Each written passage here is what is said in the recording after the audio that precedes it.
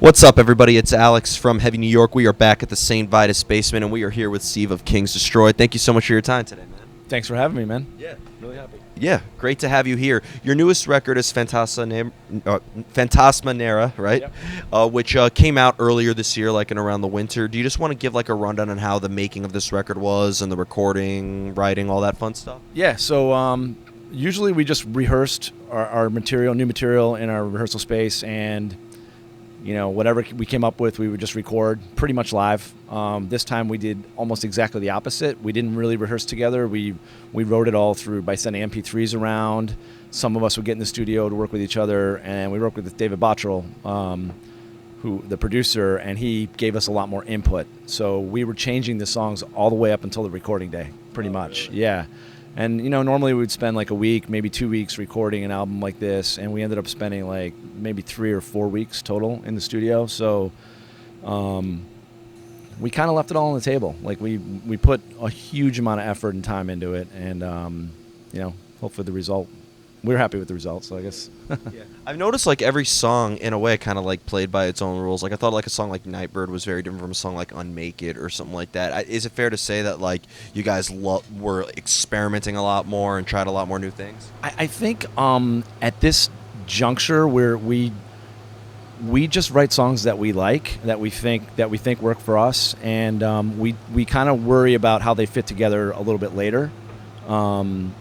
So maybe some of the vocal themes will run through a lot of the songs, but the music, we kind of let the music direct us, as opposed to us like saying, okay, we wrote a stoner rock album, we're gonna write another stoner rock album. We've never really done that. We just kind of write what we think sounds good to us, and put it out there. Yeah. So it's fair to say you don't really revolve songwriting around like a preconceived idea. There's like a lot of improvising and kind of like an organic songwriting structure. Very. Yep. Definitely. Now, being a vocalist, do you need to hear music in order to come up with lyrics, or is there time, being that the music falls together naturally, you sometimes have a concept in mind that could help determine the music itself? That's a really good question. So in this band, sometimes I'll write lyrics and they will form the music around it, and other times they write the music and I'll formulate the lyrics around the music. But on this album, we did something very unusual for us in that the guitarist actually wrote about 75% of the lyrics, and I wrote about 25%. And in the past, it was the opposite. I wrote 75, they wrote 25. So we really turned the whole process on its head, and that's why I think the album just sounds so much different than some of the other stuff that we've written. When you sing the lyrics that are written by the guitarist, is there like a different attachment that you have to those lyrics as opposed to the lyrics you wrote yourself? So the guitarists came up with the lyrics and the melody lines, a lot of the melody lines. I think they were often surprised by what I did with their melody lines, because I had to do it to make it my own. You know what I mean? So there was a lot of time going back and forth, and maybe I think they were a little surprised by the way some of the melody lines ended up coming out. Like they wouldn't imagine it would have sounded like that when they wrote it. But that's where the producer came in too, and he was very helpful in kind of smoothing out those processes. Yeah, I always say that the producer is like the 5th Beatle or 6th Beatle. If you're in Slipknot, the 11th Beatle. Yeah, like absolutely. Yeah.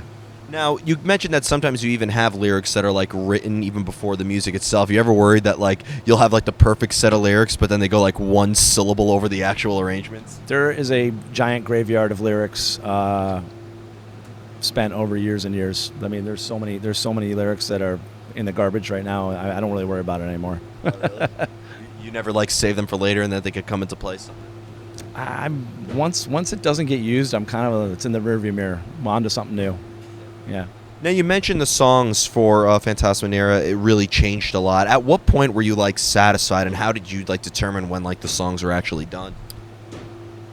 So the way it happened was we wrote the music, went back and forth with the producer, David Bottrell, on it, and then he had us come into this a studio 3 days before, and we worked for 12 hours a day just on those songs and the song structures, changing little things like the speed of a certain part would go up or down by a couple beats per minute. Maybe he would want to add a vocal flourish here or there.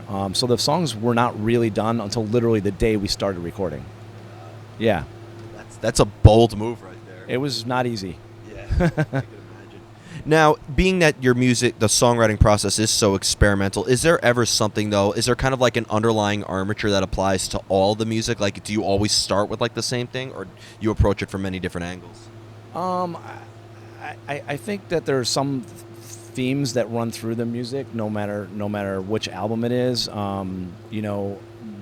Harmonized guitars has been something that's happened from day one in this band, and I think there's a Thin Lizzy influence there that has kind of stayed true through all four albums, even though we don't really sound anything like Thin Lizzy. So that's really important. On this album, I think Aaron, the bass player, he really kind of came into his own on the recording, and he's a big part of the sound of this record.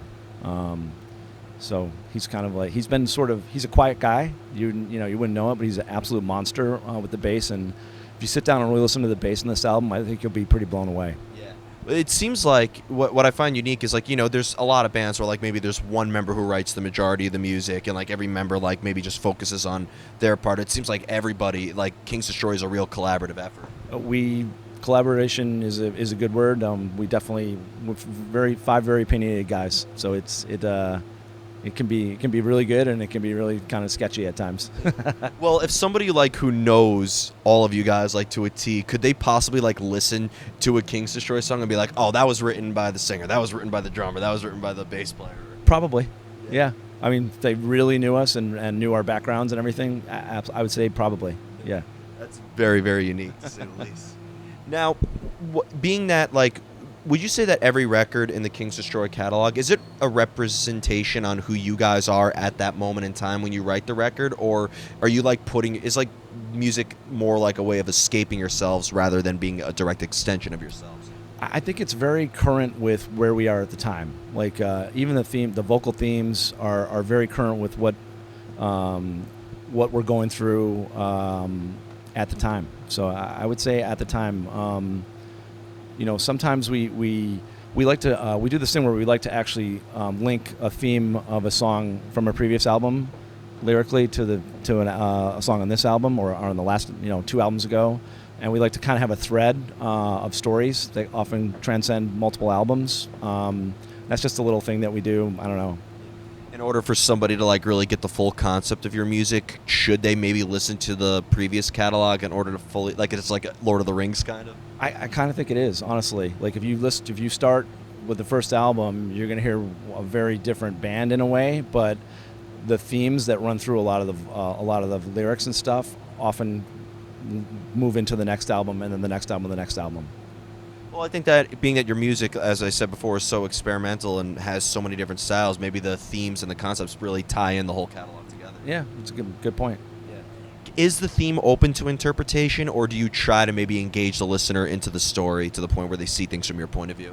You know what? I would say we're always surprised pleasantly by how people interpret the lyrics, and they always come up with really innovative things that almost sometimes we're like, oh, I really didn't think about that, but actually it's almost like they've unlocked something in subconsciously inside of us that we didn't really pay attention to.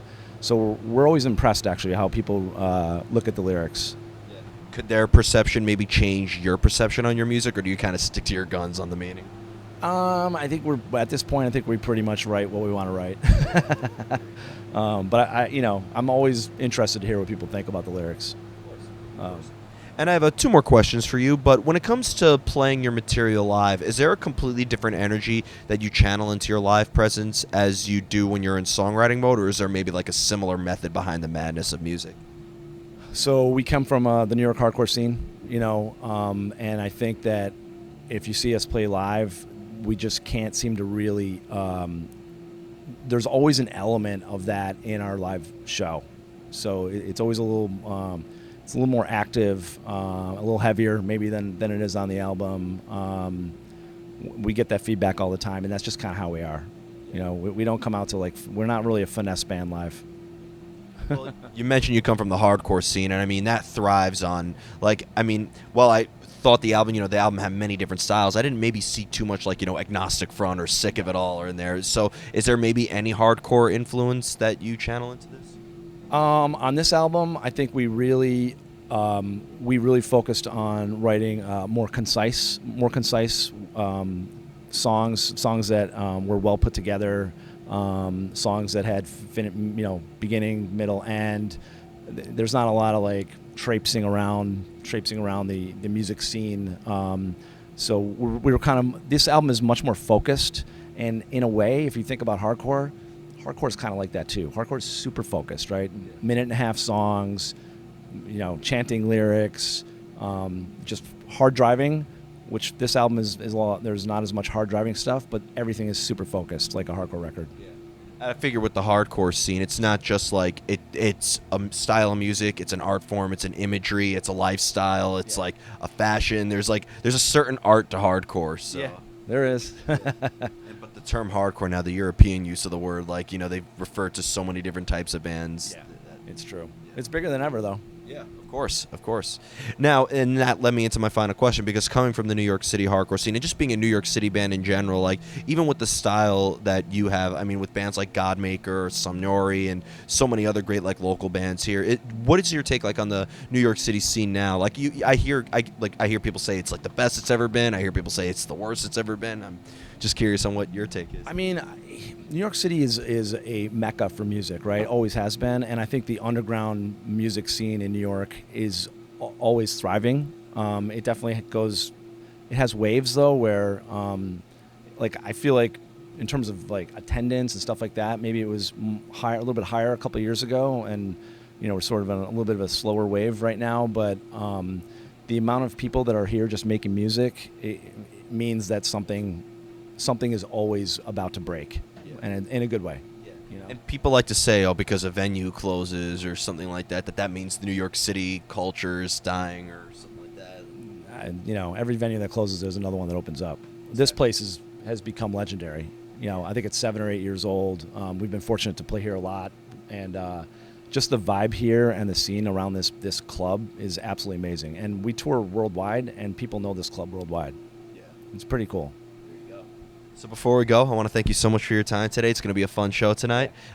Is there just anything else with King's Destroy that you would like to promote in terms of tours or maybe even some new music or anything like that? We've just started working on new music, actually. That's probably not going to be for I don't think it's going to be for 2020, but who knows? And touring, I think you're going to see us a lot on the road in the second half of 2020. Awesome. Yeah. Thank you so much, Steve. Thank you. Really appreciate it. Of course. Everybody, we are here with Steve of King's Destroy. This is Alex from Heavy New York. We'll see you next time.